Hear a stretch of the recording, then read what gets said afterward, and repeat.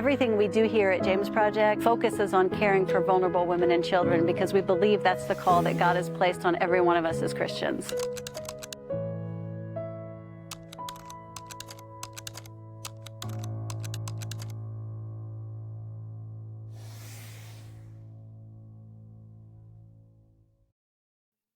So, hey, we're back with another episode of the James Project podcast. And today I have Dallas Lehman with me. He's on the board of the JPI and also a team leader for many years. Right, Dallas? That's correct. All right. So tell us a little about yourself. Okay. Well, I grew up on a farm outside Orville, Ohio, and youngest of 8 children. So I was beat upon a lot by my older brothers. I say that jokingly. Actually, it was a good situation. Although I loved sports and I wanted to play sports all the time. Anything I had a ball, I loved it. But cows and hay bales and all of those kinds of things sort of got in the way. But God has been good. So that's a little bit about me. I will mention. I grew up in a church, what I would call a social gospel church. Went to church regularly and was very involved with my parents' leading and direction and older brothers and sisters. But I had an experience when I was 11 years old that still sticks with me clearly today. I was didn't have anything to do right at that point in time, and I went out for a walk, and I was in our woods. And just sort of walking, and I came to the point of sitting down, and I don't know what triggered it, but just sort of thought about God, and just started thinking, God, what do you have for me? And I got this impression that He says, I want you to serve me, and I'm thinking, God, I don't want to be a pastor. I don't know anything about that. I couldn't do that. And frankly, I'm an introvert. So it was very uncomfortable even thinking about that. But I didn't say I didn't want to serve Him. I just that was my thought, my mindset that, be a pastor. No. And here many years later, I believe that He's brought that to pass. Mm-hmm. Yeah. And you do pastor a church, right? I'm not a pastor. I am not. I am actually, right now, I'm a missions director for our church. And I'm very involved. I'm on the board there, treasurer of the board. So I'm loving it. I'm retired, so I have an opportunity to use my time as I need. And we spend a number of hours there. I lead a couple groups at the church, so I'm enjoying it. I'm very fulfilled and excited to see what God has in store around the next corner or the next month. And that's a form of pastoring, right? Well, it is. Yeah. The groups that I lead, I lead a men's group on Saturday mornings and a prayer group Saturday mornings as well, and enjoy those opportunities, especially with the men, having an opportunity to encourage them and bless them. We just need some younger guys to start coming in. So we're trying to figure out a strategy where we can encourage that to happen. Well, I wish you luck in that, because I know that the need is there for young men to have that. They just don't, I'm not sure they know how to get involved. Right.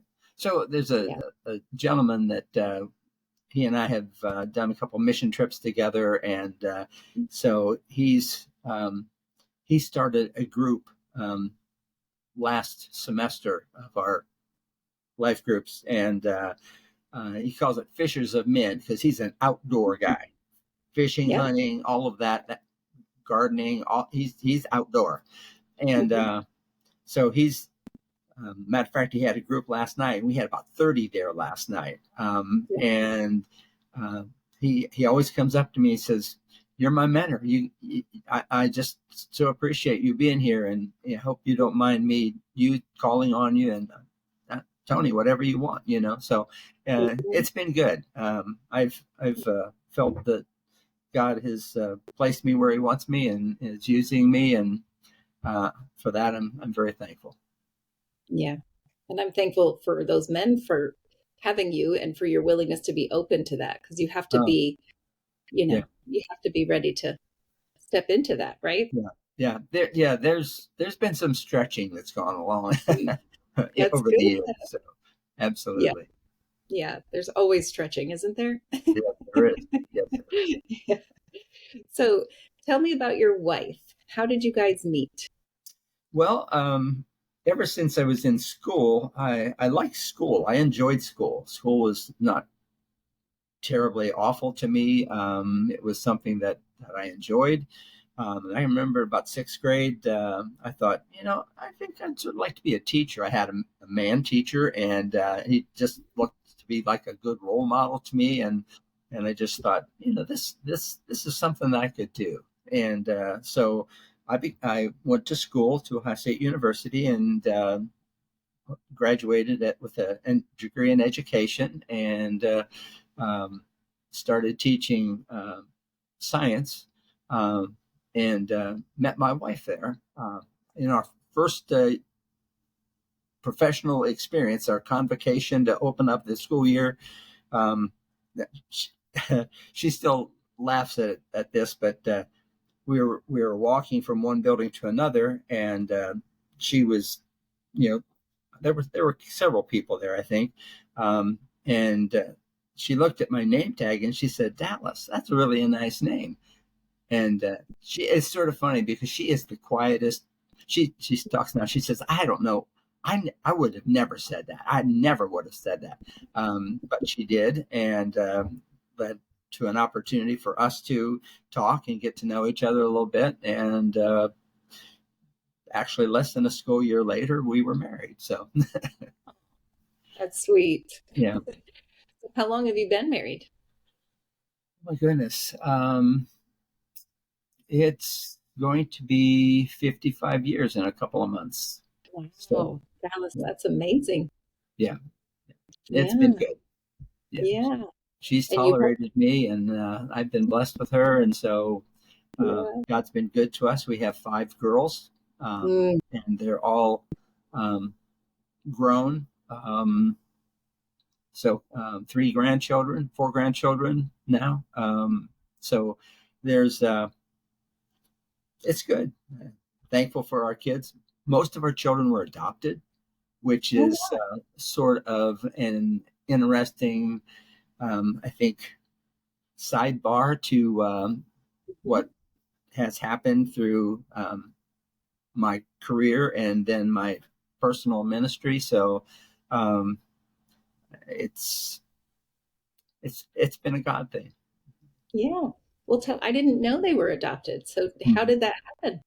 Well, about as soon as we got married, Nancy said, "I want children now," and I said, "What?" So we weren't able to have children initially, and so um, it, she tends to be Nancy tends to be impatient. So we actually started looking into the process of adoption, thinking Mhm. about, well, maybe this is what God has for us.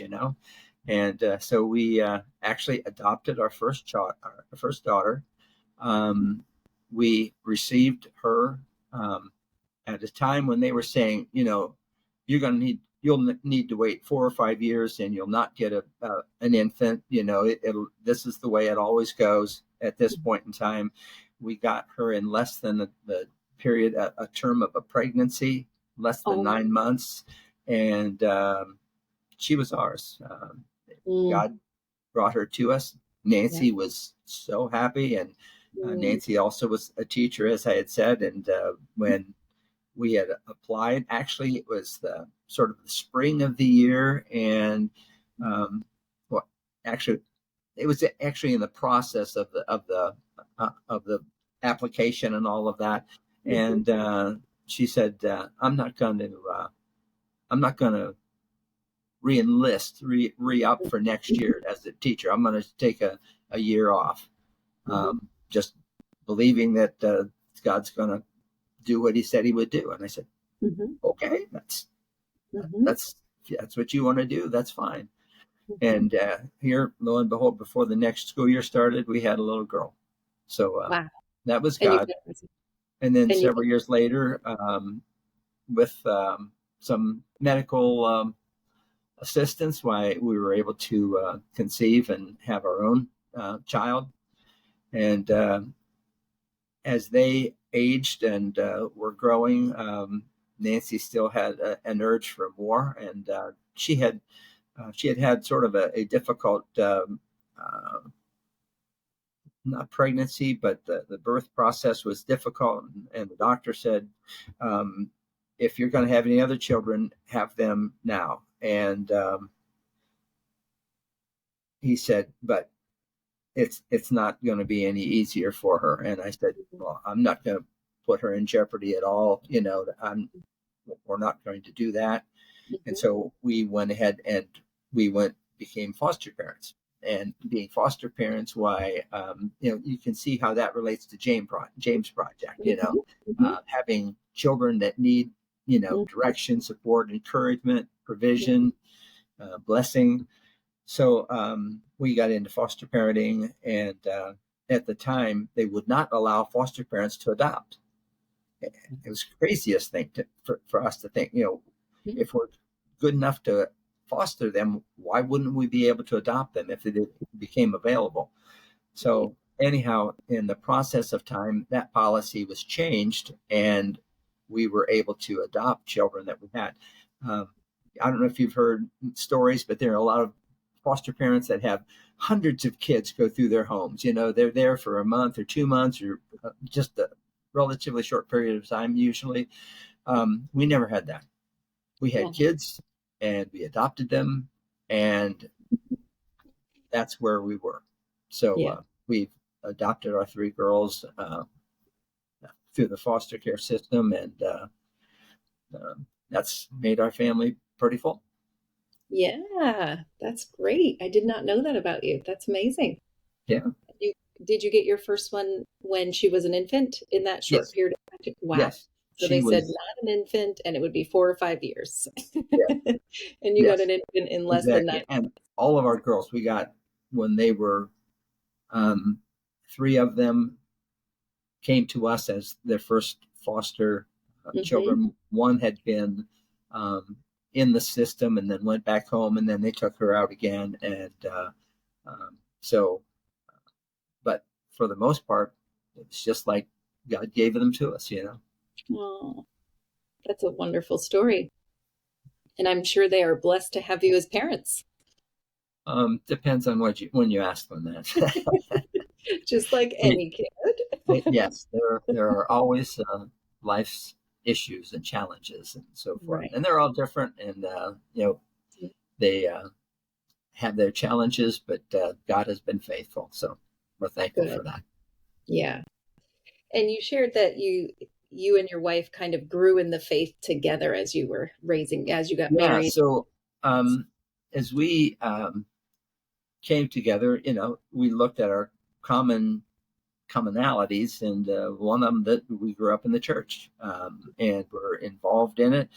Can't say that it was the most fulfilling experience for her or me, but again, God in His grace and mercy brought us along, just sort of not necessarily exactly together, but sort of side by side. What's your experience? What's my experience? And ultimately revealed Himself to us in some very special ways. And so we both, in probably, I would say, a matter of weeks or even a couple of months, made the decision to accept Christ and to start growing in Him, and just were open to whatever He had for us. And so it was a unique experience, but it was just such a merciful act that He allowed us to grow together. And our children were a big part of that, because when Heidi, our oldest, she became getting to the point of getting to school age and thinking, what are we going to do with her? How are we going to teach her? And so we decided the most important thing that we needed to do was to have God in our lives, and I think that was a lot of the spur of us to search deeper than we had before. I know Nancy specifically talks a lot about going to church, but not ever having a fulfilling relationship with God. It was always, God's going to get you if you do something wrong, and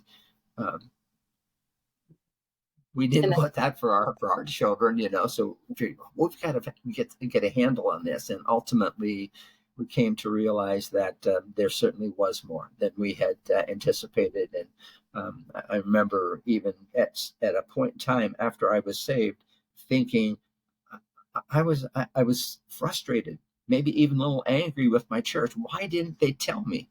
Because I grew up, I really was a decent kid. Good grades and didn't get into trouble and all of that.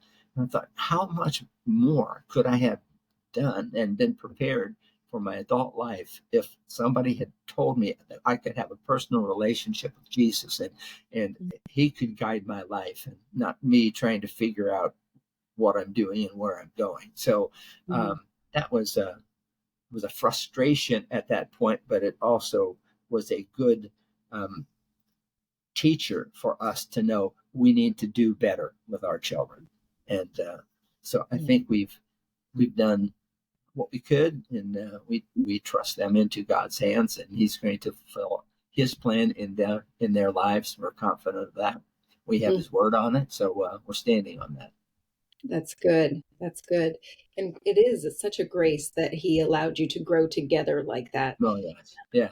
My son has read a relationship goals book, and the author talks about, he's a pastor, but he talks about like the triangle. And if God's at the top of the triangle, and you're the husband and wife, and you're both more moving toward God, you're also getting closer to one another. Yeah.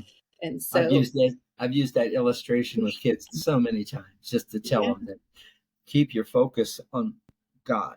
He'll do his part, but you have to do your part, and that's to draw close to him. And as you do that, that you and that other person, if that's the right person, will be drawn together, drawing closer to God. We have a little plaque on our wall in our bedroom. It says it takes 3 to make a marriage, and that's the saving grace of our marriage for sure. Yeah. And what a great illustration 55 years later of how successful that can be. God. That's wonderful. That's great. And for your girls to have that example. Yeah. Praise God. Yeah. Yeah. So speaking of teaching them, how did you decide to teach them? So when Heidi was old enough to go to school, we put her in school, and in public school, and it was not a good experience. The teacher,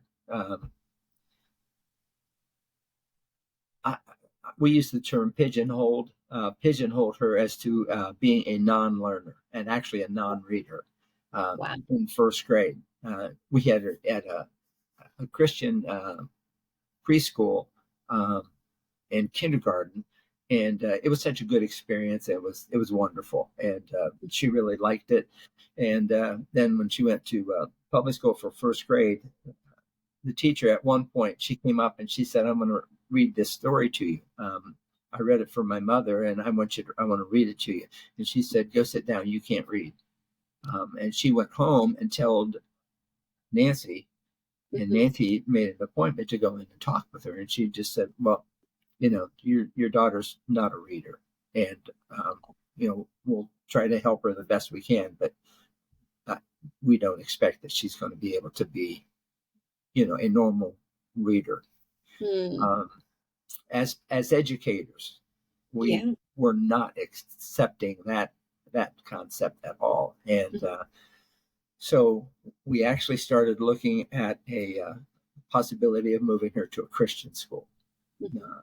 And it was sort of interesting because there was another family in our church whose daughter was at the junior high school where I had become the assistant principal in that school, and I'd see her all the time, and then see them in church, and they said, we're changing her. We're going to put her in this Christian school in the town next to us.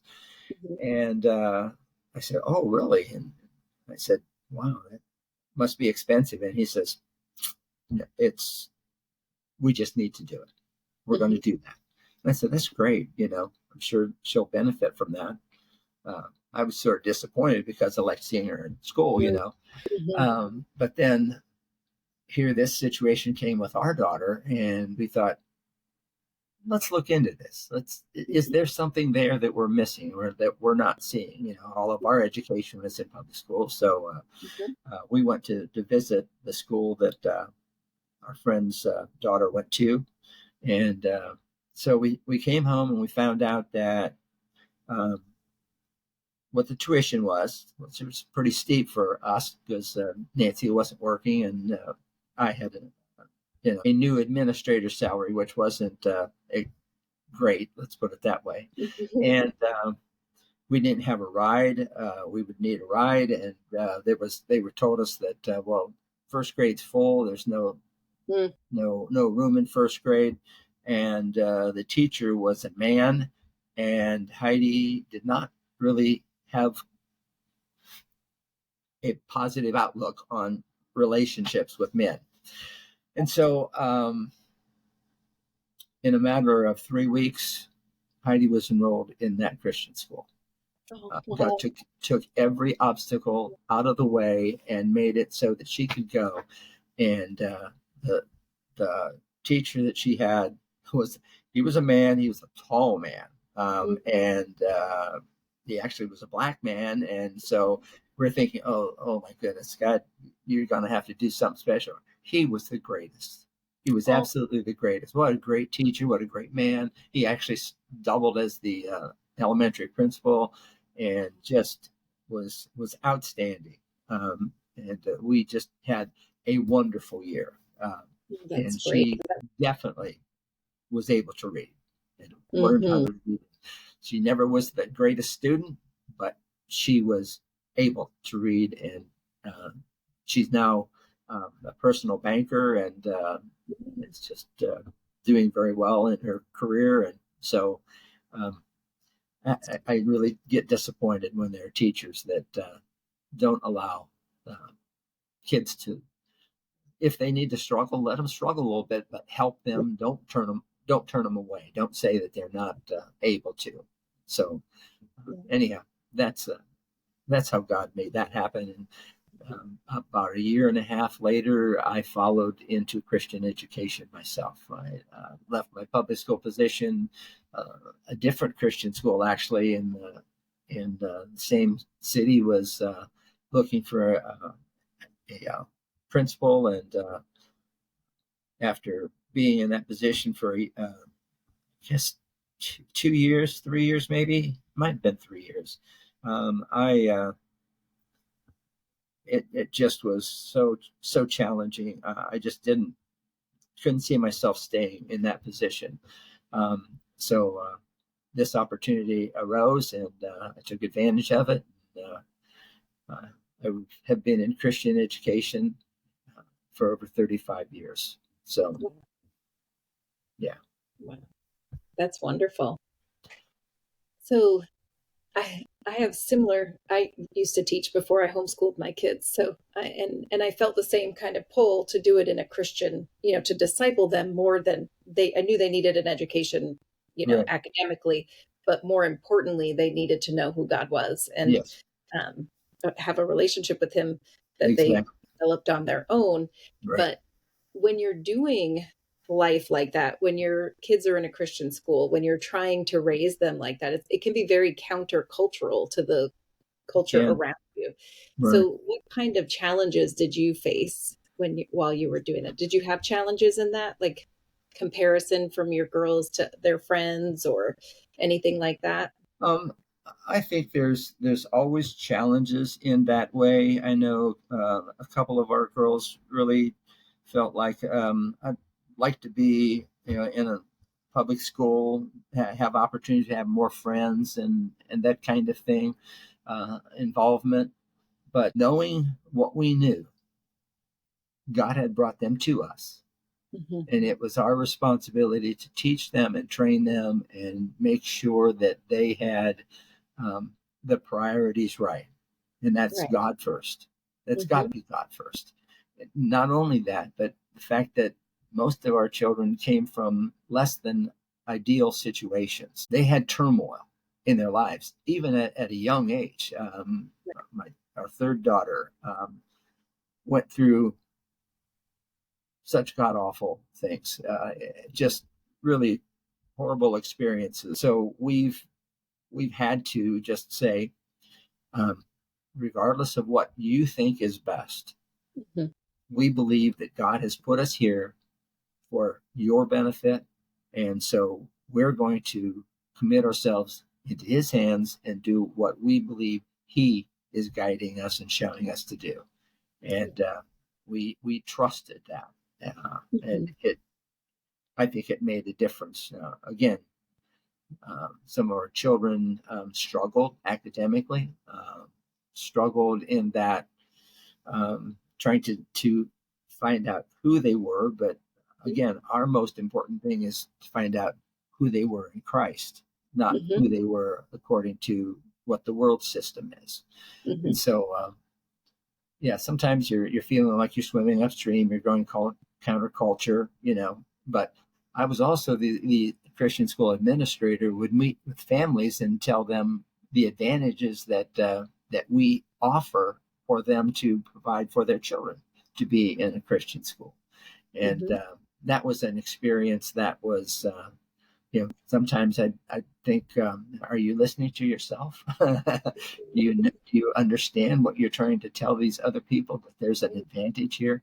It's not just adding on Bible at the end of the day. It's every day, every class time that God is honored. And you're showing your kids that the most important thing is the most important thing, and that's developing a relationship with Christ. And so, yeah, I would say that there were times when the kids would be, how can I say it, have a somewhat negative attitude, regarding those kinds of things. But I think overall, they know they're loved. Mm-hmm. Overall, they know that they're special to us and to God. And so while you have to learn some of your lessons in life the hard way, Mm-hmm. um, the ultimate answer is that Jesus is Lord, and you can trust Him, and He will be there with you when you need Him. He's Yeah. always there. So yeah, we've had those struggles, but we feel like the decisions and directions that we went were consistent with God um, providing opportunity for them to get to know Him better and love Him more. And I believe that's gonna be the testimony that they'll have. Mm-hmm. And He doesn't promise things will be easy That's when we right. do follow Him. That's So right. yeah. And isn't it our job as parents to see the bigger picture when all they can see is what's right in front of them? And as Exactly. hard as it is, we have to Exactly. That's make the right. decisions that That's benefit the right. bigger Yeah. picture. Yeah. Yeah. Yeah. Because my being homeschooled, my kids had that struggle too, where there were days that they were just, Oh they were yeah. just lonely, just the two of them. And it there were seasons of guilt that I would go through, like, am I doing Yeah. something wrong? Why Understand don't that. they have more friends? And, how do I figure that out for them? And I mean, they had sports and things, so they, interacted with other kids, but it can be hard. And there were Oh, times that absolutely. they were, Absolutely. Yeah. yeah, that Yeah. they struggled. But my son, he graduated last year and he says it's the best thing we decided to do. So, in hindsight, there were times, Exactly. Exactly. yeah, Exactly. yeah, That's but why it's hard. parents are the ones that make the decisions. Uh, Right. and Exactly. and we're in our culture. We're just so backwards. we think that the kids, they should know. Well, how are they going to know? They haven't gone through life. They haven't experienced. They don't know the struggles that they're going to face, and you know, the parents have got to guide them. And so Right. that's something that's that I would tell parents all the time. They're your children. God gave them to you. You're the ones that need to make the decisions for them until they're able to do that. And I could talk about a whole number of opportunities and examples of where that was followed, and others that were not followed, and situations did not go well, unfortunately. Yeah, we see it a lot. I mean, we're not perfect parents for sure, but No. when you think about something as simple as like teaching them to drive, we teach them to drive because we have the experience. We have learned, we have years of driving behind us. You know, we wouldn't just throw them in the car and say, go ahead and figure it out, you know.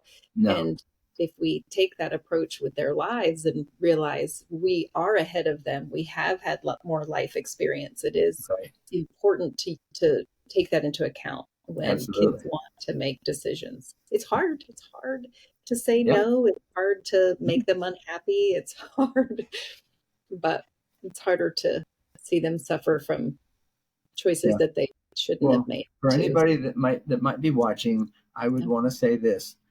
I saw this term used a number of times, and no is the positive answer.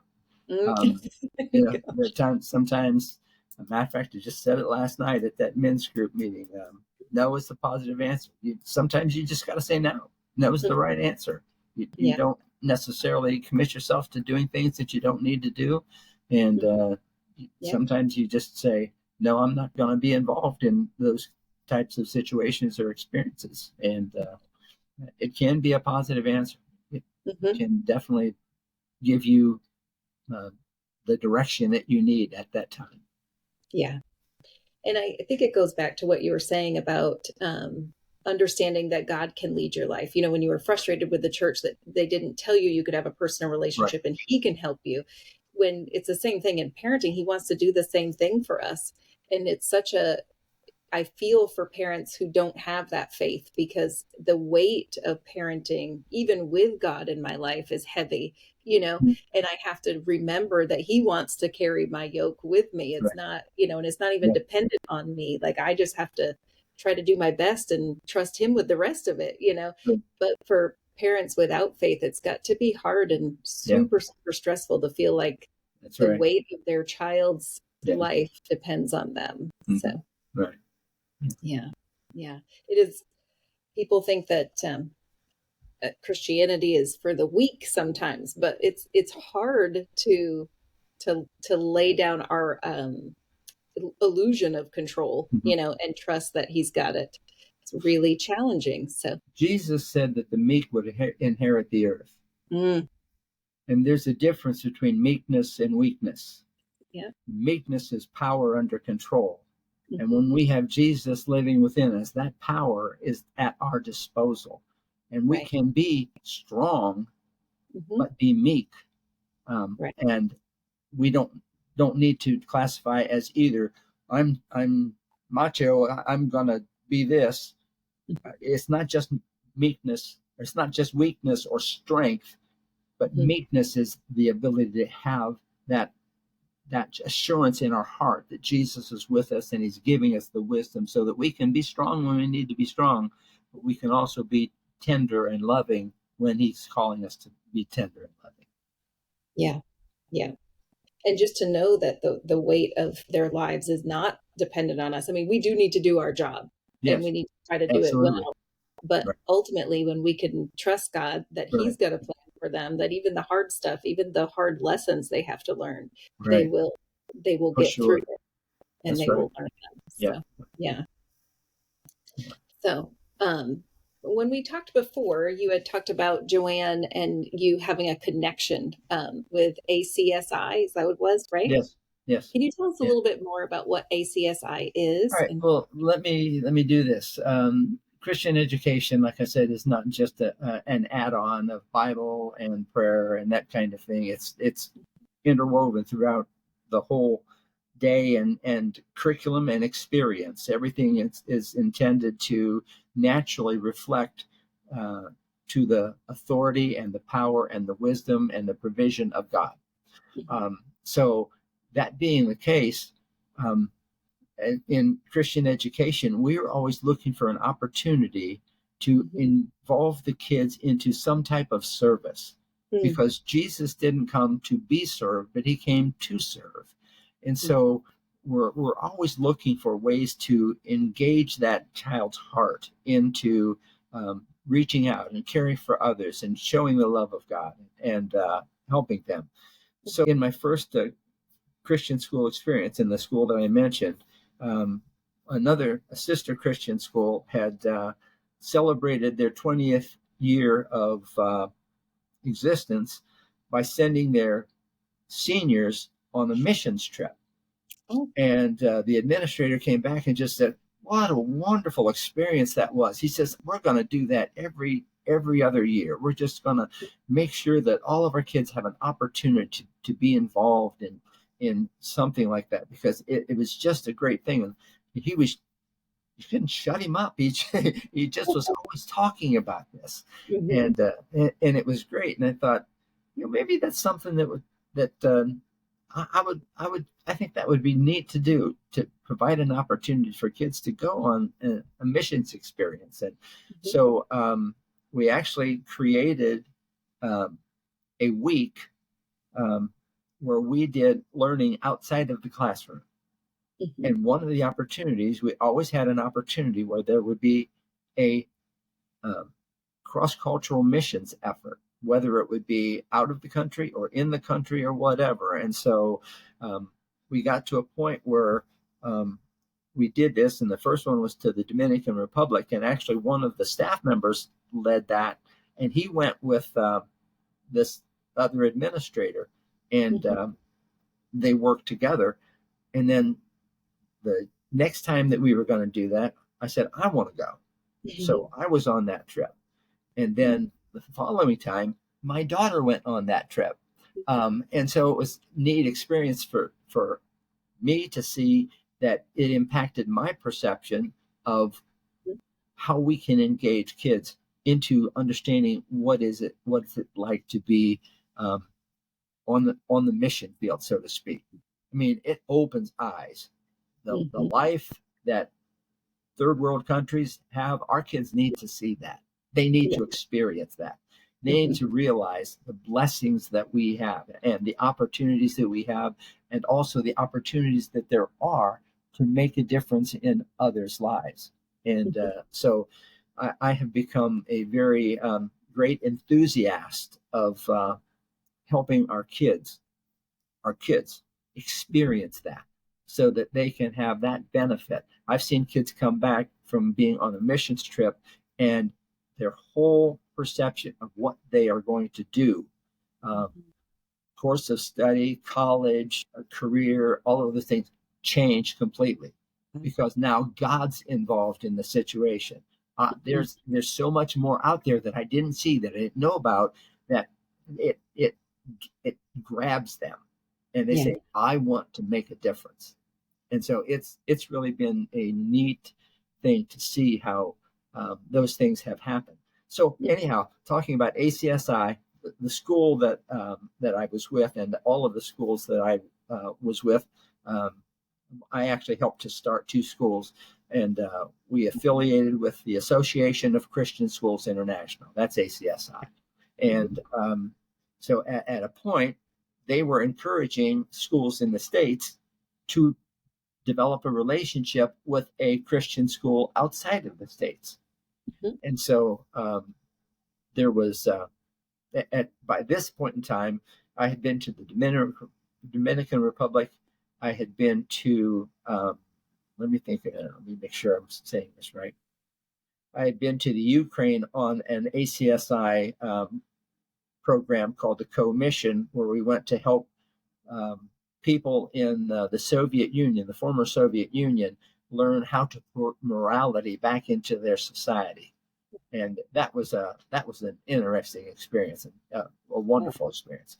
And then I had been to Mexico 3 times. I'd been to Honduras, and a grandparent in our school said he actually connected church groups with other locations around the world for short-term mission trips. And he said, there is a school, actually it's an orphanage down in Guatemala. You ought to go down there. I think you would find that to be just something amazing that they're doing. And so actually after we had gone to Honduras that one year, I didn't really have any direction as to where we would go. And I said, I think maybe I'll just take him up on that, And so he set us up, and we went down to Guatemala, and we became aware of and developed a relationship with Shadow of His Wings Children's Home, and we affiliated as a sister or a sponsoring school. And so every other year we would go down and we'd take school supplies down. We'd take physical education equipment. We'd do anything that we could. I've done 2 teachers seminars for the teachers down there at the school. And it's always been such a rewarding place. And you say, well, how can it be rewarding? Every time I go down, every time, there's something new. There's something better. It's always growing and developing and becoming more. I love the verse. You'll recognize it, Isaiah 9:6, and it says, "For he shall be called Wonderful Counselor, Mighty God, Everlasting Father, the Prince of Peace." Isn't that such a wonderful Christmas time? Right. Most people stop sort of at that, and they don't go to the rest of it. And of the increase of his government, there shall be no end. He is an ever increasing God. His kingdom is ever increasing. And that's what I see at Shadow of His Wings, at James Project. I just see God just going down, and he's doing things and making it better for those kids. And the school is growing. And now they have the CASA for the pregnant teens, and the support they're providing through their psychologists and therapists. It's just amazing. And so every time I'm always looking forward to the next time to go down, because it's better. It's always better. And what a great place to be. What a great. Yeah, it's so neat. It really is shocking because, we come back and we spend a year of our lives doing our normal things. And then you go down and you realize how much they've gotten done in a year. Oh, yeah. Yeah, It's a little absolutely. Absolutely. convicting. Right. Yeah. I tell you, we took a group down one year, and actually the guy who was the leader of the work projects was a father of one of the kids that went down several years before. They were so moved, and they had actually adopted a child from Guatemala several years before, not related to the James Project at all. But anyhow, they spent a year down there, and they were doing the projects, and he came and he said, I'm hoping that your group's going to be up to this. And I said, try us out. I think you'll find that that's a pretty good group. And he said, we're going to do the restrooms in the school. Oh. And I said, oh, really? Okay. Well, you set us up and tell us what you want done, and we'll do what we can, And he did that. And he came back to me and said, I would have never ever in my life thought that these kids would have been, had the attitude that they did. But they attacked that, and they did the whole thing. They replaced toilets, they cleaned up, they painted, they did everything with those restrooms with a smile on their face. And the teachers, the kids were just, they couldn't have been happier to have our group come down and do that for them. I mean, that's nasty, but they just did it with a smile on their face, and it was just amazing. And I just told the kids, I am so, so, so proud of you. You guys did a great job. You didn't complain. You worked hard, and you did. You put yourself out there to show the love of Christ, and you were amazing. You're amazing. So rewarding for them too. Oh, man. Yeah. Yep. Not everything's going to be pretty, but when I've always said it this way. I don't know if you've heard this saying: one boy is a boy, two boys are half a boy, and three boys are no boys. When they get together, they just don't work. They're just into playing and doing. But what I've seen is that if you have one person, they're hesitant, shy. But if you have two down there, we can do this, and you start putting more people in, the projects get done, and the kids look back and they look and see what they did, and they said, that was wonderful. We were able to look what we did, and it was just a great attitude. It's great. I can't express how appreciative I am to those families and the kids that have had that experience, because they've gone down and they've just tackled all of the jobs and done them extremely well, and honored the Lord in that, and showed the kids that they weren't too good to dirty their hands, and to work for them. And the kids noticed that, and that they really appreciated that. Yeah, that's wonderful. So how many teams have you led down there? So I have led 12 down there. Wow. Actually, in one of them, I was, actually, two of them, I was a co-leader. The year that I retired, one of the teachers was wanting to pick up the task of leading the teams, and she has, and she still is. Matter of fact, I think she's going down in the month, this month or next month. Oh, yes. So, What's me? her? Yeah. Claudia? Yeah, Claudia Bell. Yeah. And so Claudia's still doing that. And so when I retired, she asked me if I would go along with her on her maiden voyage, so to speak. And I said, sure, I'd be glad to. So I went down with her that year. And then Kevin Burgess, who had actually for a period of time had been the president of JPI, had actually led a team down there. And he again asked me if I would go down and just, be there with him so he could use me as a resource or whatever. And I said, absolutely. But I've been down there 12 times. And unfortunately, this year is going to be the first year that I haven't done that in the last 11 years. And I'm not doing it because I'm doing what I believe the Lord has me to do, and that is we're taking a team from our church, a team of youth, down to El Salvador, to a ministry down there that our church has long supported and has sent other teams there. And it's the first time since I've been in the church that they're sending a youth team. And so I volunteered to go down and help in that process. And so I'm sort of getting back to my roots with the teens. So I'm pretty excited about that. Oh, that's amazing. So you're retired. You could be just, sitting around in a rocking chair. What keeps you driven to do these things? What's that aspect of your faith that just keeps you going? I think Scripture says, to whom much is given, much is required. And I've been given an awful lot.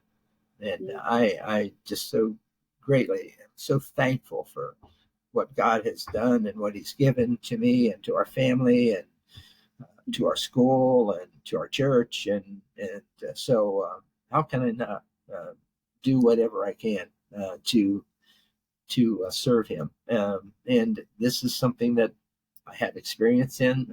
I'd love to doing it. I will go back to say, if earlier I had said that by nature I'm an introvert, getting up and doing things in front of people is not necessarily my greatest desire. I remember back in high school, we had an opportunity student in government, students in government for a day. And so being that I was going to be an educator, I was going to run for the county school board. And so in our school, we had to have, you know, a campaign, and you had to have a speech and all of that. And so I was for that. And so it was sort of funny because my history teacher, civics teacher, he was just a young man, and I just really enjoyed him. I played basketball in the high Y, and we actually played in a church league kind of thing, and that was a neat experience. And I really liked this guy, and I was so disappointed when he told me he thought that I was going to get beat out by this girl in the junior class. And so when it came time for the debate, I got up and I was bold. I was able to, be forceful, and this is what we're going to do. And he had to eat a little crow because I won that, and I had an opportunity to go out and go around with the county superintendent and visit a couple of different school districts and that kind of thing. So that was pretty neat. But it's been a stretch for me, even going down there, because it's not about me. It's about the kids. I want to make sure that the kids have a good experience. I want to make sure that they see God through their work and through how we can pray for and minister to other people. And God has been so faithful in showing me things. And I saw a girl come back and she said, I'm going into nursing because I see the need and I want to become a nurse. And another girl came back and said, I want to be a psychologist. I want to be able to do something to help people in those kinds of situations. When you see that happen, you can't count the cost of that. It's just so rewarding. So ultimately, I just want to do whatever I can to help influence people and try to be somebody that can encourage people to develop a relationship with Jesus that's going to make a difference. So that's my motivation. Well, that's great. But as I'm listening to you, I can't help but think to ask you, you've been married 55 years, you have 5 kids, and you've been on all kinds of missions trips. You've started 2 schools. You still work with people now. How do you balance it all? Because some people would be like, I don't have time to, serve in this way, or, I don't. And there are different seasons for things, right? Yeah, for sure. But it sounds like you've found some sort of balance or something. I'm not sure, but how would you describe your success in being able to navigate all of those things and do it well? I have a great wife. We have an interesting relationship in that she is very much a homebody, and so we have this agreement. She said, I can go, but her part is to be a sender. If you read in Romans chapter 10, it says that there are goers and there are senders, and we've agreed that she's going to stay at the home and she's going to take care of the family, and I'm going to go and I'm going to do that kind of thing. And with her support, it's just been something that we have made life. This is our life. This is the way it is. Last year I went to Zambia. First time, actually, no, second time out of the hemisphere. Because I went to the Ukraine that one year. But it's just, how can I not go? I mean, that's the way I put it. And I, to be truthful, I was standing there and we were building these tabernacles for these churches. We saw the hut, poles of wood and a plastic garbage bags, and that was their church. And they would have 30 people in that church. And the general superintendent of the country said, this church deserves a building, a tabernacle. And so we had actually, through our Christmas program, offered or raised over $40,000 to build 5 new tabernacles. And so our pastor said, I wonder if we could send a team over to help do that. And so that's what we did.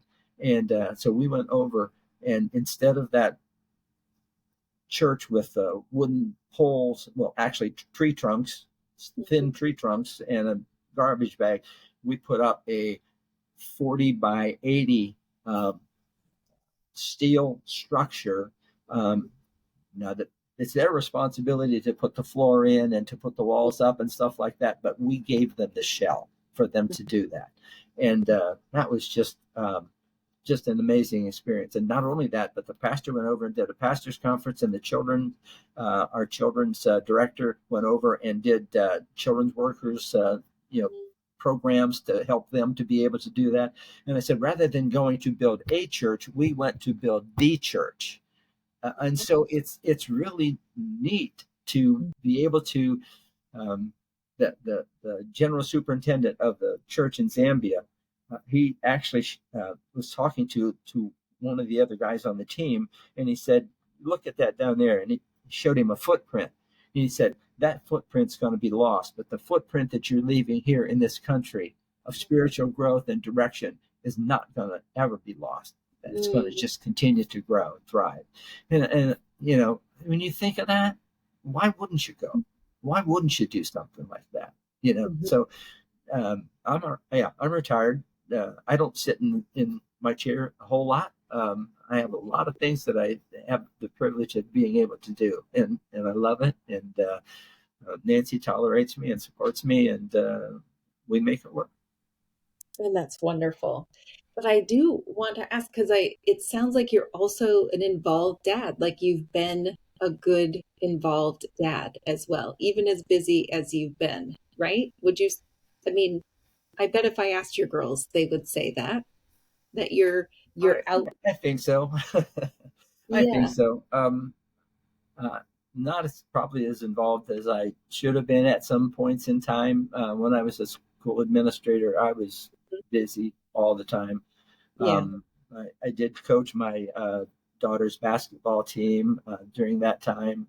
And 2 of the girls had gone on.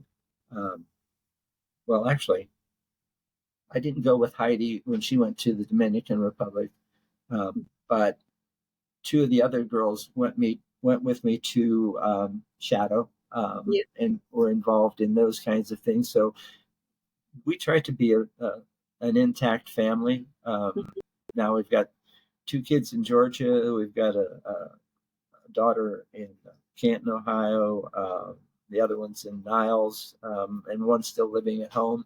So we're in touch with our kids, and they're wonderful. They support us in terms of when I had the Christian school, we had an auction every year, and my oldest daughter would always come over to be a part of that auction. She said, I just want to be a part of it, So they've been wonderful. So I'm just so thankful. So do you attribute your ability to kind of balance it all, even in tough seasons where, maybe you felt like you were leaning more toward one spot than the other, but overall the balance, do you attribute that to your faith? Like God's direction, God's wisdom? Yeah. To be able to do that? Without a doubt. Yeah. I think, again, he was so gracious to allow Nancy and I to come to him together. We didn't have a whole lot of turmoil. You hear of one spouse being saved and the other one not, and just having turmoil, in their relationship. And we didn't have that. And the kids, knowing the kids have, if you get kids through the foster care system, that they have struggled. We couldn't even imagine the amount of struggle, especially our third daughter has had such a struggle, who she is. trusting. It's just been really hard, and it's affected our whole family. Mhm. But the one thing that I love is Christmas time, and whenever we can get the whole family together, it's just like they're all different, and I won't say that they all get along just wonderfully, but when we're together, it's family, and it's just the best thing in the world. And again, it's sort of like the feeling I get when I go to James Project, down there. It's family. The parents down there, the house parents, and they're just absolutely wonderful. I look forward to seeing them every year, and the kids that we sponsor. So anxious to see them again, and just be with them. It's wonderful. So God's just put that in my heart that that's what I'm to do. Yeah. And no family is perfect for Oh sure. no. We all have our, our issues. But I love that from what it sounds like, that you and Nancy have been able to create a loving atmosphere that's pointing your girls towards God, no matter what is going on in their lives, and a unified approach to that. So, Yeah. um, Amen. yeah, it sounds wonderful. So you had asked me a question, and I want to share this because it's something that I had to think about long and hard. That if is there a Bible character that I relate to or would think about? And I actually have two. Okay. And one, I'm sort of curious as to whether you know, or even some of the people that might be listening. He's found in the book of Acts, chapter 5. And that's the chapter that talks about Ananias and Sapphira and how they were lying to God because of their deceit, not giving all of the money that they said they were giving to the Lord and to his church. But And down in the end of the chapter, there's a gentleman called Gamaliel, and I love this story because the early church, the leaders were getting persecuted, and they were brought into the Sanhedrin, and the Sanhedrin were just fed up with them. We're not going to tolerate these guys anymore. We're going to go ahead and kill them. And Gamaliel rises up and he says, "Send them out of the room." And he said, "Do you remember this guy named Theudius? He got 400 people, and he went out and he was going to cause all of this turmoil, and he was killed, and all of his followers scattered." And then there was this another one. I'm trying to remember I'm not sure it even mentioned his name. Judas of Galilee, and he had some people start following him, and he was going to come and he was going to raise up against the Jewish, the Romans or the Jewish people or whatever, and he was killed, and they all just fell apart. And he said, "So I counsel you to say to these people, let them go, because if what they're doing is not of God, it's just going to fall apart. But if it is of God, you're fighting against God. Right. Do you really want to be there?" And they accepted his advice, brought the people, the leaders in, flogged them, and sent them out. And they acknowledged that they were thankful that they were seen worthy to suffer for Christ. And then they went back and just continued to do what they had been doing in the name of Jesus. Right. I love the idea of somebody being able to take people and say to them, don't put yourself in a position to fight against God. Find out what God is doing and get involved. And that's really what I have that in my heart, is that I want to help people to understand that God is there to help you. He's a loving and mighty God. And what you need is God. That's what you need. So the other person is Barnabas. Barnabas is his name actually means encourager, and he's never given the preeminent position. Right. He's always second to Paul or Silas or whoever, but he always goes and is willing to take his position and be an encourager to the body of Christ. And I just sort of see that's myself. I don't see myself being a big cog in the wheel in the works. I'm just a little cog. I'm just there trying to help people. And there's sometimes that I wonder, God, am I really doing what I'm supposed to be doing? I just don't feel like I'm doing a whole lot. But as long as the kids were getting the experience of being out there and seeing the world in a way that they had never seen it before, and seeing God work in people's lives, and seeing, like, for example, James Project, that organization grow and lives being rescued, and that you can have an awareness and be a part and see what God is doing and say, I want to be a part of that. Mm-hmm. It's wonderful. It's so fulfilling. Such a blessing. Yeah, it really is. And how many kids do you think you've brought down there, or just brought to third world countries in general over the years? Oh, Have you counted it up? So I've been on 19 mission trips so far. El Salvador in July will be my 20th. Mm-hmm. We're going to have about 20 on that team. Mm-hmm. I've had 3 trips in Mexico. Those probably all averaged 18 to 20. There was 26 on one team, but that was I think we had 6 adults on that group. So I don't know. I would say that, and I know that when we went to the Dominican Republic, we had probably about 30 on that team. So I don't know, well over 100, 150 maybe, something like that, probably. It's a low ballpark number, because I think it's probably more than that if you've been on 20. Maybe. Yeah. But how many are you taking to El Salvador? 20. You said 20 on that one? Yeah. Yeah. So I think over half of those are going to be teens, which is really exciting for me to be back in that element. Most of the trips that I've taken recently with the church have been, almost all adults. Mm-hmm. But that's one of the reasons why, because we talked with the youth pastor, myself and another person has been on the teams, and we just simply said it's time for the youth to start getting involved in this experience, So I'm real excited to see that happen, and then hopefully we'll be able to see that. But and even I've been involved in other types of ministries like NISM. I don't know if you've ever heard of that. NISM, the New York School of Ministry, and so of urban ministry. So been there in New York several times with teams.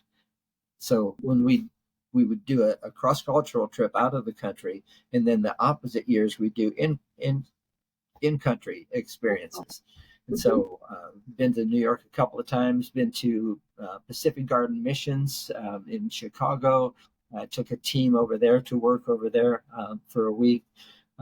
Took teams down to Appalachian with the Christian Appalachian Project. Matter of fact, I'm still doing that with teams from our church, going down at least a week. And matter of fact, probably within the next week or two, we're going to make a run with a trailer and take food and clothing and household items and furniture and furnishings and stuff like that down to Appalachia, so we can help relieve some of the difficult situations for families down there. So it's all God. It's all His work, and I'm privileged to do it. I'm so excited to be where I am and doing what I'm doing.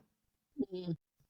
It is really, from everyone I've talked to in my own experiences, it's very fulfilling to live for somebody other than yourself. Yeah. Yep.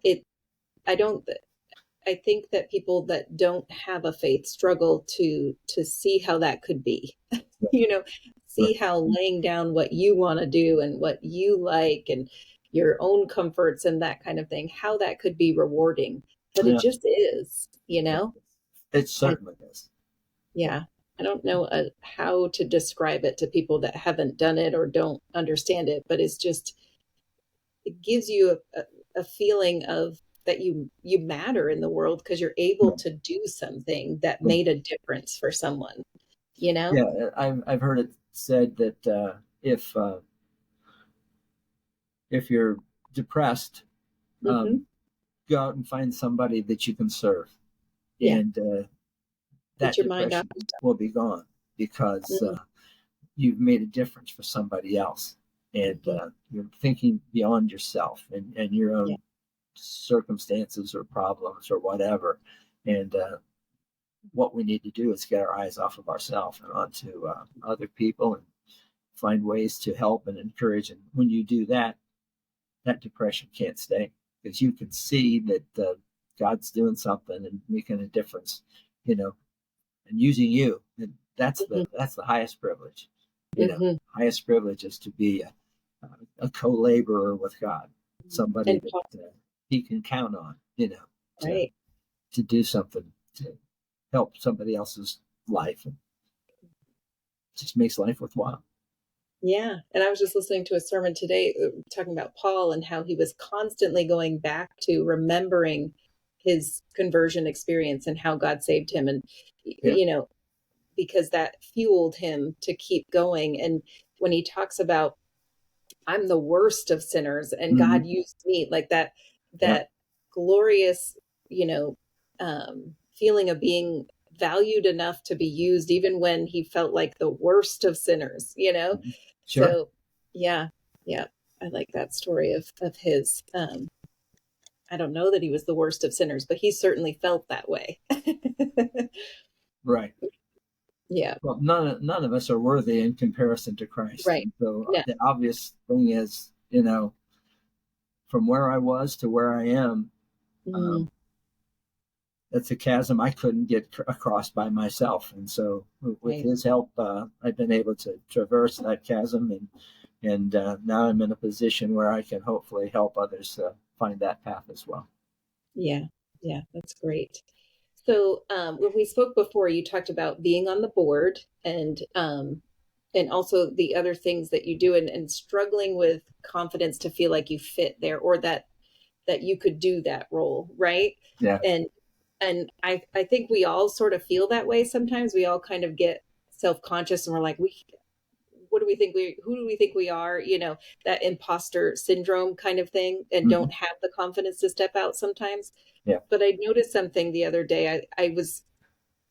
I have been underlining the I will statements in the Bible Yeah. of God's, and I decided to look it up the other day. Like, how many are there? Because there are some passages where it's like every other sentence is an I will, right? Like Isaiah or a Psalm and so I looked it up and it's 1,535 I will statements in the Bible. That's Wow. a lot of things that God says he will do.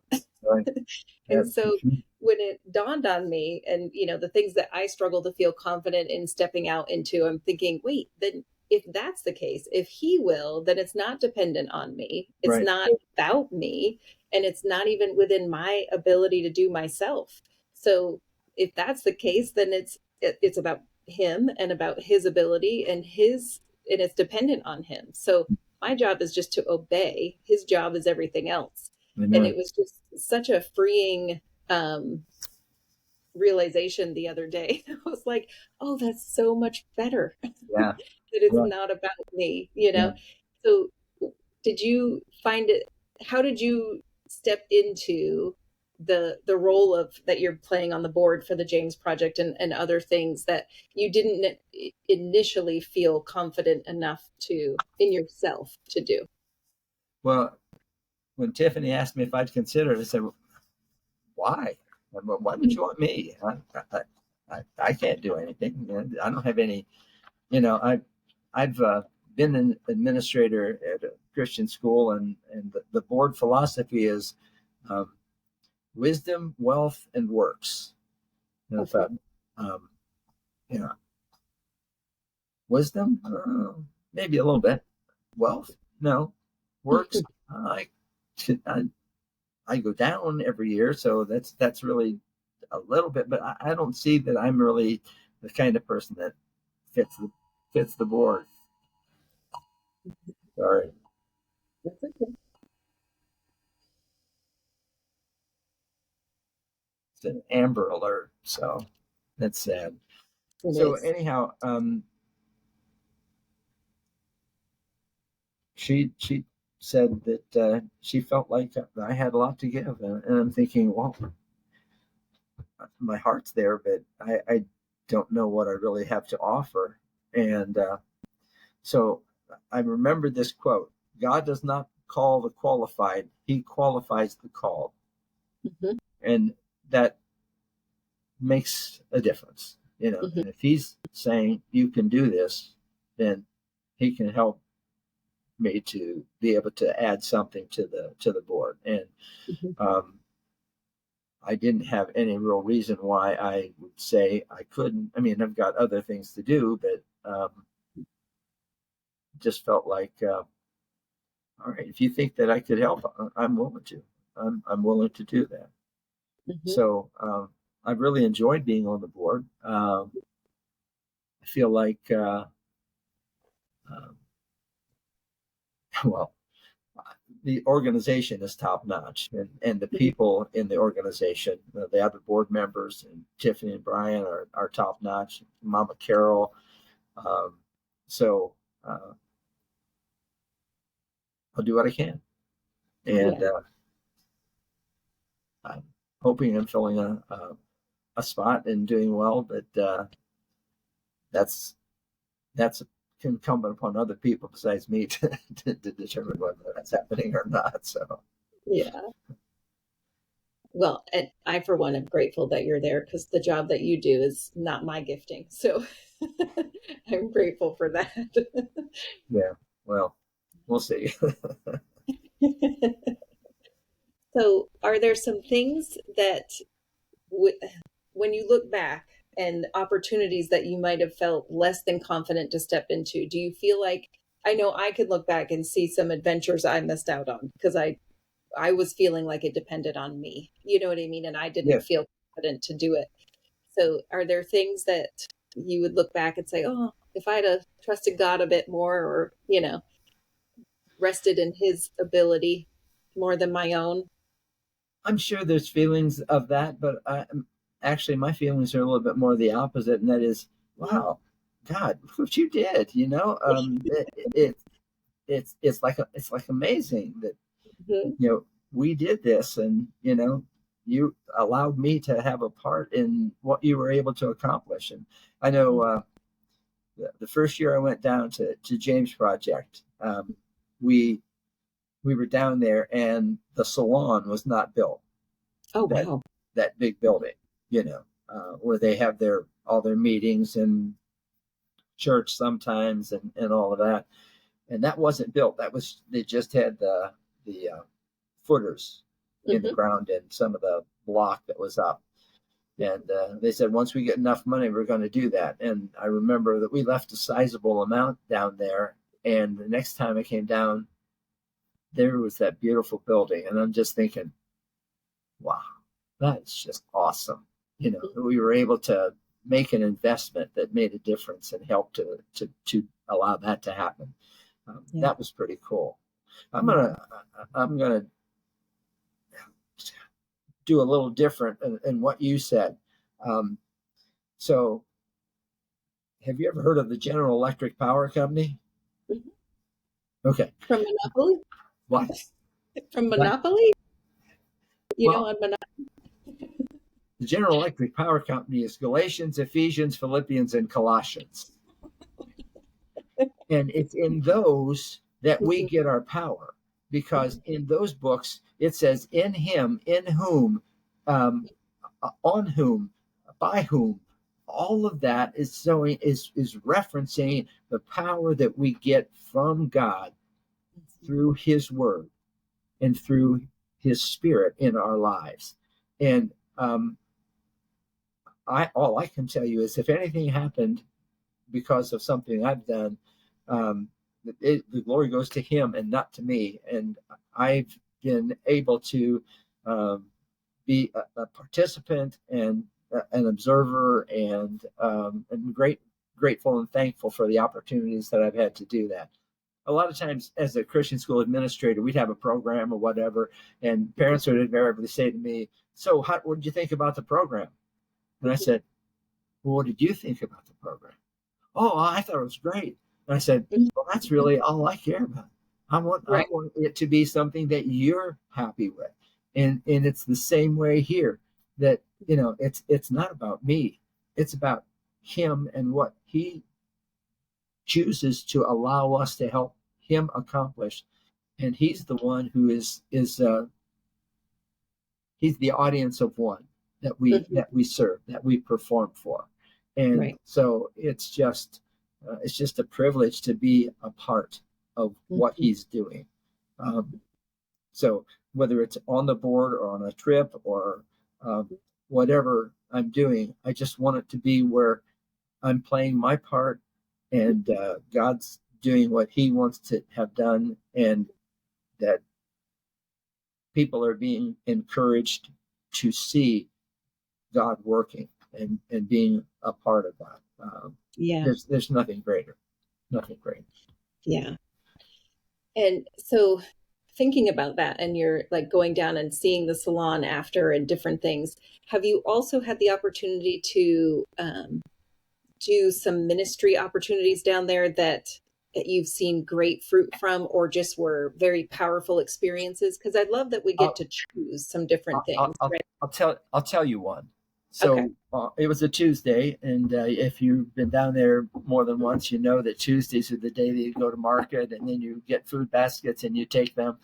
And so we had, I think we had about 12 kids that year, something like that. And so we divided into 3 groups, and we were delivering baskets to some widows on Tuesday afternoon. And we went to this one house, and I chose to stay back in the van with the other kids, and I can't remember if it was Mariette or and Victor that went up to the house, and they came back, and the kids were just so quiet. Matter of fact, I think one was sobbing, and said, "What's wrong?" And she said that that woman came to the door, and when she saw us, she just started sobbing and praising, and so they asked her, what's going on? And she said, I went to my cupboard yesterday, and I had 1 can of beans. She said, I didn't have any other food, and I have no money to buy food. And she said, and so I asked God. She said, God, I don't have any money. I don't have anything else to eat. God, would you please send somebody to me? And the next day, those kids had an opportunity to be the answer to that woman's prayer. Yeah. And it was just sobering for those kids, and yet so excited about being having that opportunity, that privilege of serving the Lord in that way. So how many more do you want? And it is such a privilege, right? Like, our God can do anything. He could, he rained manna down from the sky. He could have filled her cupboards when she opened them again, but he chose to use those kids. Exactly. Them that opportunity to Life see. change. Yeah. Just incredible. Yeah. Oh, that's wonderful. Yeah. And you have also, wasn't it your group that baptized a lot of kids? Yes. Yeah. Yes. How was that? That was actually last year. So we were down there, and the year before, we had taken a lady from our church. It was actually a sister of one of the ladies that has been down there several times with us. And we went down, and she was talking about she wanted to get baptized. And I said, well, what do you think about getting baptized on the trip, on your missions trip? She said, can I? Would that be possible? And I said, well, I think so. I don't know why not. We're going to be going to the pool one of the days, and why couldn't we do that? So we did it. It was on a Sunday, and Air Bear was with us. The kids were all there, and so we baptized her. And he said, "Oh, I wish I'd have known that." He said, we'd had kids, ready to be baptized." And I Mm-hmm. said, "You mean we could do that?" And he said, "Absolutely." So I went from that, and I said, "Well, is that something that we could even plan for next year?" And he Mm-hmm. said, "Yeah, absolutely, we'll do that." And I said, "Okay." Mm-hmm. So I reminded Rebecca when we were coming down. I said, we had talked about this from the previous year, and just if you wouldn't mind talking to Air Bear and make sure that we would be able to go ahead with that. And so we came down and we baptized 13 kids, and it was amazing. And they had actually, I don't know if it was last year or not, had done, I think, at 18. I mean, it was just like, um, that's in 2 years, over 30 kids, being baptized. Yeah. That's pretty awesome. And several of them were some of the pregnant teens. Mm. And Maria that she has the uh, prosthetic for her hand. And it's just like some of those kids, just to have a part to play in the growth of their spiritual life, and where they are now as compared to where they were a year ago. Yeah. It's And just like, yeah. wow, what an amazing thing. It was wonderful, just absolutely wonderful. Mm-hmm. Well, and it speaks to that power of God in that, I mean, to think about where they came from and what experiences they have had, what negative, horrible experiences they have had, Yes, to be able to come to a saving faith, knowing that Jesus loves them, right, unconditionally, when nobody in their life that was supposed to love them like that did, is just right. remarkable that, Amen. the project is Absolutely. able to show them that to the point where they will accept it. Yes, yes, I mean, you've worked with foster kids. You know how hard it is sometimes yes, to get them to believe they are loved, right. because of what they've been through. So That's right. the transforming power of that community, I think it is, it feels like it's the whole community that makes that happen. Do you know what I Right. mean? I mean, it's God, Absolutely. Oh yeah, but absolutely. they're living, and like you talked about Christian school, it's woven into everything. Their Right, faith is woven into everything, right, and it's their whole life is, everybody around them is following Jesus right, on a daily right. basis with everything they're doing. So they Exactly. get to see such a concentrated picture of his love. You know Right. what I mean? Yes. Over and over and Yeah. over again, Well, 24/7. I just call it an enriched spiritual environment. Yeah. It's just that, it's saturated with Hmm. people who love them. Yeah. And I And they're remember in for them. one time we were down there with the house parents, Hmm. and we were in church, and actually had prayed, and we that year we were emphasizing ministering to the house parents. Hmm.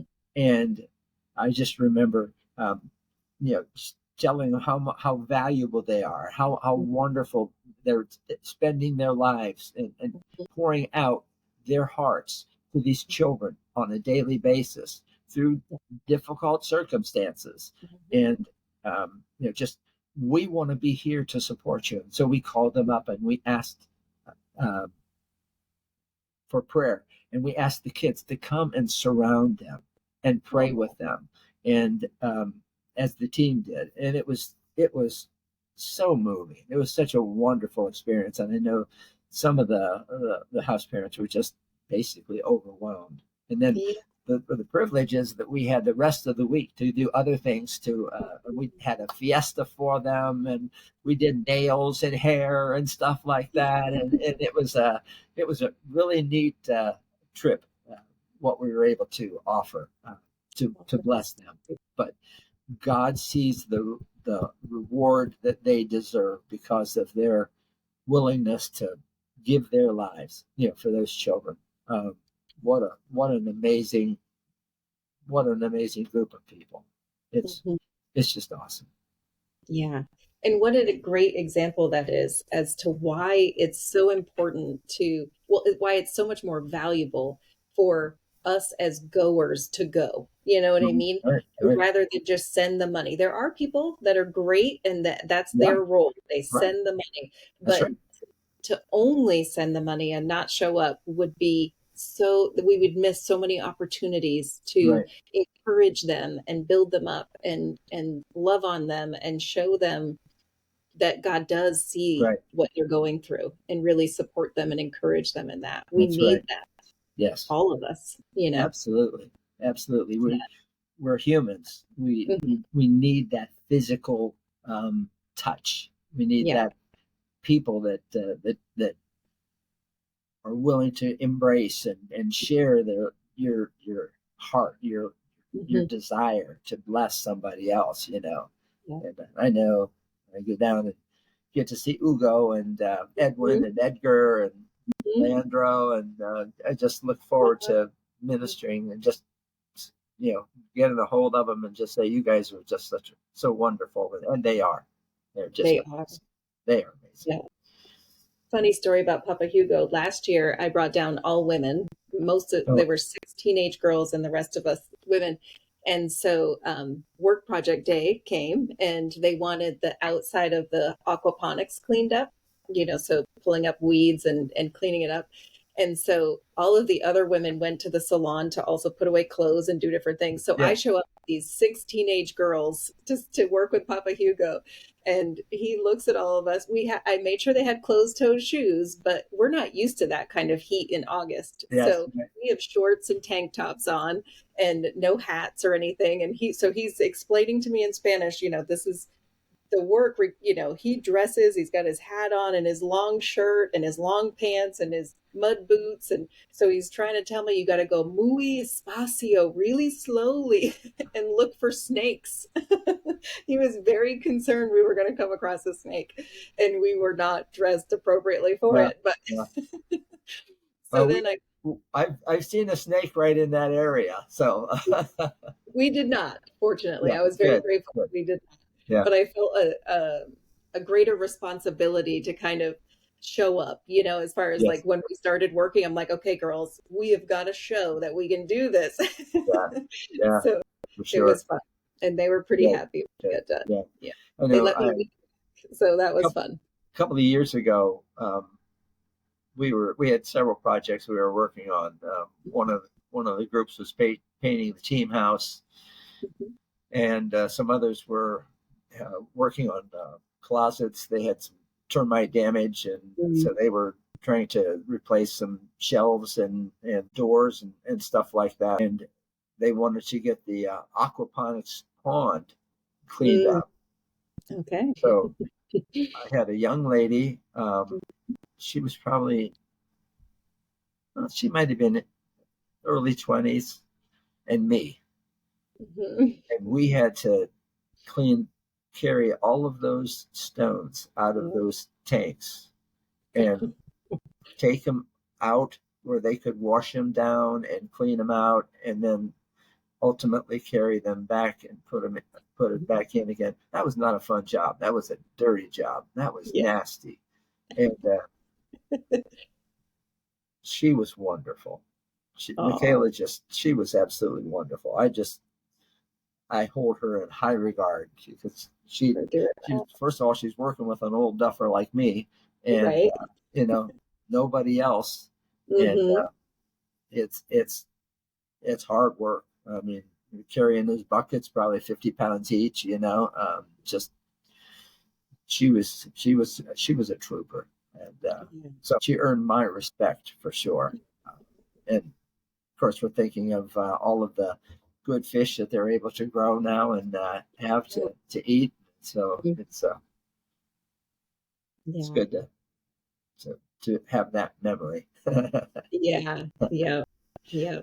And I love that the project allows teams to, there's a structure to the week and different things that we do, but that they allow us the freedom to kind of the team to decide how they want to minister while they're Mhm. there, Right. in Yes. reason. Which I love that part about it because Sure. then, you it becomes your own type of, you know what I mean? People get Yeah, invested. absolutely. Yeah.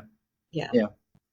Yeah. Yeah. That's, yeah, I always appreciated that, the opportunity to sort of see what our team is like and what their desires are, and then be able Mhm. to do some things. I know there was one year that we went down and we wanted to do some street ministry. So we Mhm. went into the town and at the plaza, Yeah. and we were ministering there, and Mm.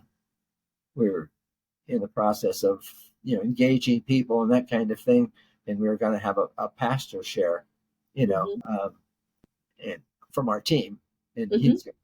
what he was going to say was going to be interpreted. Mhm.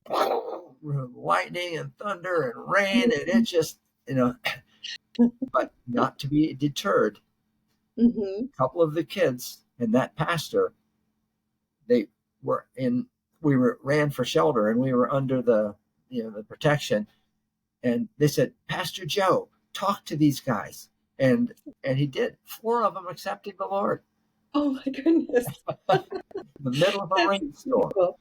Yeah. And That's it was so neat. It was just like, yeah. God, you just never stop amazing us with how you can use us, accomplish your Yeah. will. It was, and they were young. It was, I mean, probably 16 to 18, maybe something like that. Men that And accepted Jesus. they listened, and they were respectful, and they prayed, and it was really pretty cool. And who knows what God's doing with their lives, Exactly. you know? Exactly. Yeah. The ripple effect, Yeah. Yeah. Yeah. And speaking of that, I we have to be willing. We have to be open, right? But Yes. you have been, it sounds like your most of your adult life have been open to what God would have you do. And I think it makes me think of Hebrews chapter 11, where we hear about all the heroes of the faith and how they were willing to be countercultural. They were willing to step out and obey. They were Yeah. willing to swim against the stream.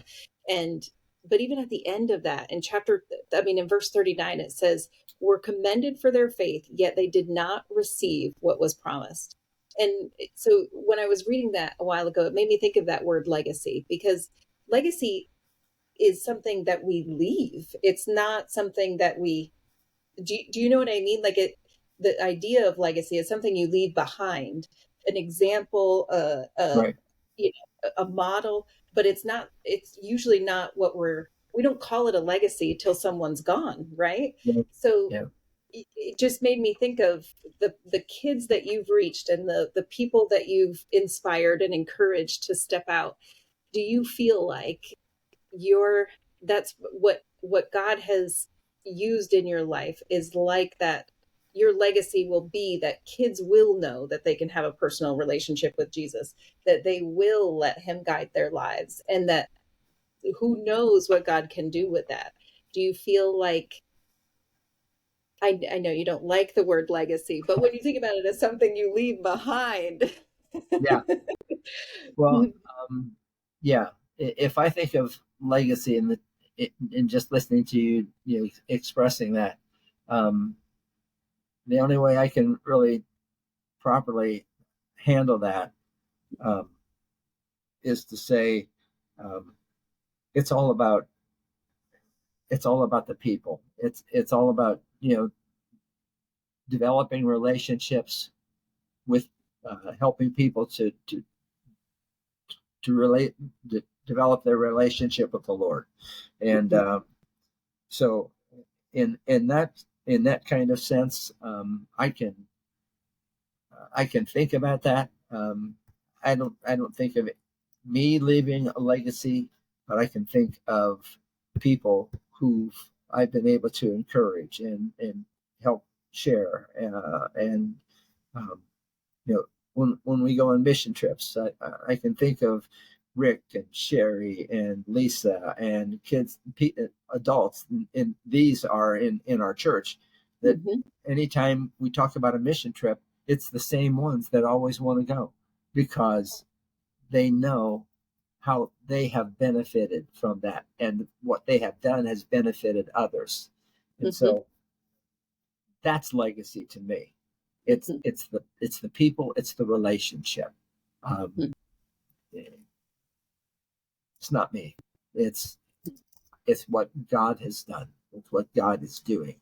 It's all about Him and what we can do to honor Him and acknowledge His working in our lives, and Oh, did I lose you? submitting ourselves to Him so that He can advance His kingdom. Mm-hmm. So He's amazing, and so that's all I can. That's how I can handle that. Yeah, I hear you, but I'm going to push back a little bit because you said something earlier before we started recording about a mirror. And I remember being at a conference one time, a homeschooling conference, and I got up in the morning and I could see that it was really early, but the sun was up. So I wanted to see the sunrise.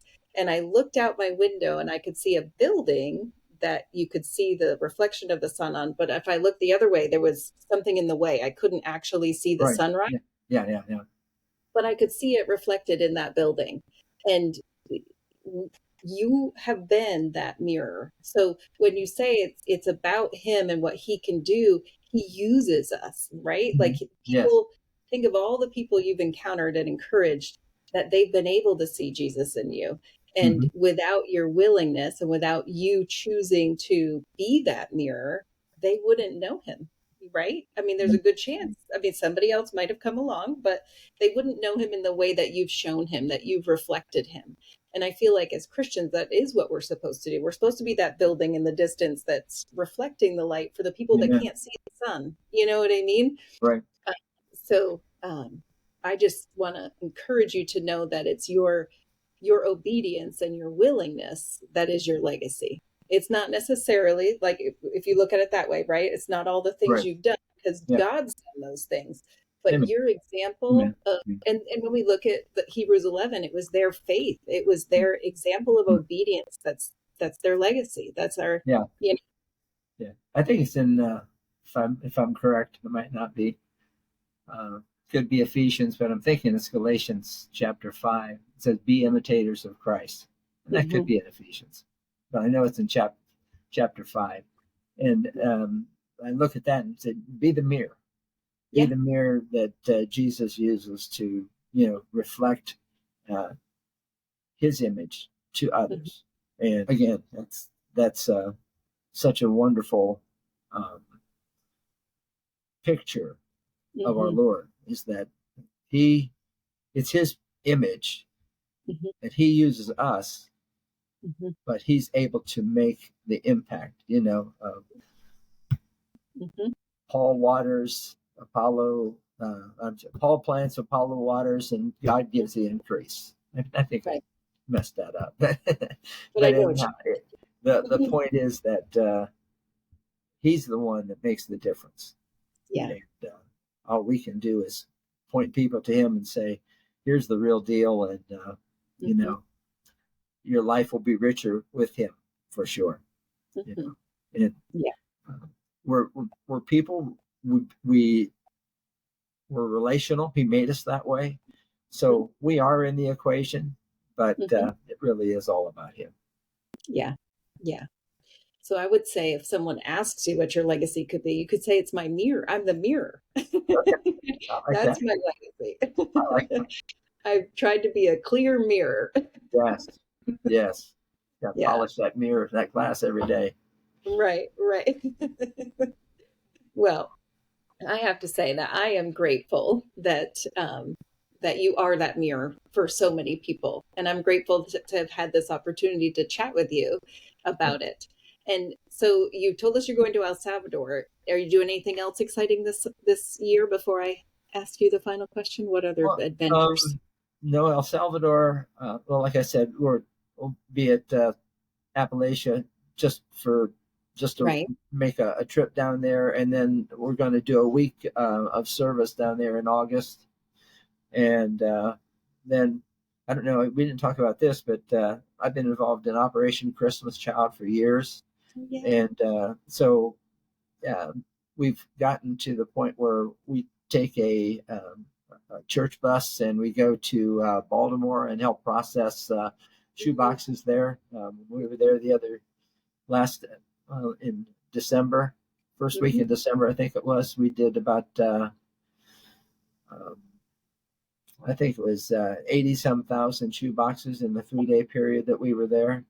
So that's always a fun time. Tiring, but it's fun. It's good. Look forward to that. And then next year, I'm hoping that probably February, if we can arrange it, or March, we'll be going back to Shadow and do that. And then the next thing we have set up is in May or June, we'll be going to Scotland. We have missionaries over in Scotland, and Scotland is less than 2% Christian. And so we're going to go over and help them with some outreach to see if we can't help them build their ministry up and open some eyes and some hearts to the Lord anew. Because they had a testimony years ago, centuries ago, and that needs to be restored. So God said at the end of the age that he was going to pour his spirit out on all flesh. And I think we're close to the end of that age. So pray for revival in Scotland. Yeah, I look forward to hearing about that. That sounds very exciting. Yeah. Wow. So do you mind me asking how old you are, Dallas? Pardon? Do you mind me asking how old you are? No, I don't mind. That doesn't mean I'll answer. No. I'm 77. I'll be 78 in a couple of months. Wow. I remember we were, you know who Nicolasa is, one of the redeemed women down there? Yeah. We were working at her house. She was one of the guys on our team really became engrossed with her. We put a roof on her house, and then the next year we went back down and she didn't have any place to bathe or to wash her clothes or anything like that. So we put a shower and a toilet in for her, and so we were able to do that. And so anyhow, I forget where I was going. I'm giving you all the background. Well, I asked you about your age. Thank you. Yes.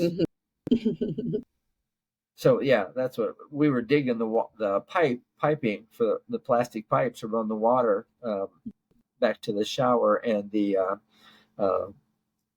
toilet, and we're out with pickaxes digging, and Mandy Wilson was the team coordinator at that time, and so she said, let me have that pickaxe. And I said, okay, I'll take a break. And so she started doing it, and somebody else stopped. So I got back and doing it again. And she looked up at me, saw me doing that. She said, I can't believe it. Here's this guy. He's much older than I am. And he's just out there wailing. I'm winded. I'm tired. I can't. And I just thought that was sort of humorous for her to say that. But anyhow. That is funny. Yeah. She is tiny. Yeah. She's thin. Yeah. But yeah. I know she's a runner, so I wouldn't get into a race with her. No. But I can't imagine she had a whole lot behind that pickaxe to. No. She's tiny. I've had my experience with pickaxes, so. Yeah. So you put it to good use. Yep. That's good. So I always like my kids and I studied this quote for a long time of Mother Teresa's, that we can't all do great things, but we can do small things with great love. And I do feel like if we were to add, and if we do those, that's our legacy, right? Like that's what we leave behind, these great things or small things with great love. And it sounds like you've had an opportunity to see that in action and do that in so many different places in the world. And I just wonder what advice you would give to somebody who's listening, who might be like, I need to do something for somebody, that just feels inspired to to take your words that you've talked about it, living for other people, doing things for other people, what would you, because sometimes we get in that mindset of we can't do anything huge. So if I can't do anything huge, nothing, it doesn't matter. I won't do anything. You know what I mean? But I love that Mother Teresa says we can't all do huge things, but we can all do small things with great love. So Mhm. what would your advice be to someone who might be struggling or might be just needing to get outside of themselves? Take a step of faith. Mm. Trust God. Put yourself out there a little bit and do something. It doesn't make any difference. Um, you know, Jesus said that we're to be his witnesses in Judea, Samaria, Jerusalem, and to the uttermost parts. And that means from across the street to around the world. It doesn't make any difference where. It just means that you have a calling. You have a place where you can be used. And all you have to do is make a decision to allow God to partner with you in that process. He's ready and waiting. But we need people to realize that through him, we can accomplish things that we could never accomplish on our own. I'm the model for that.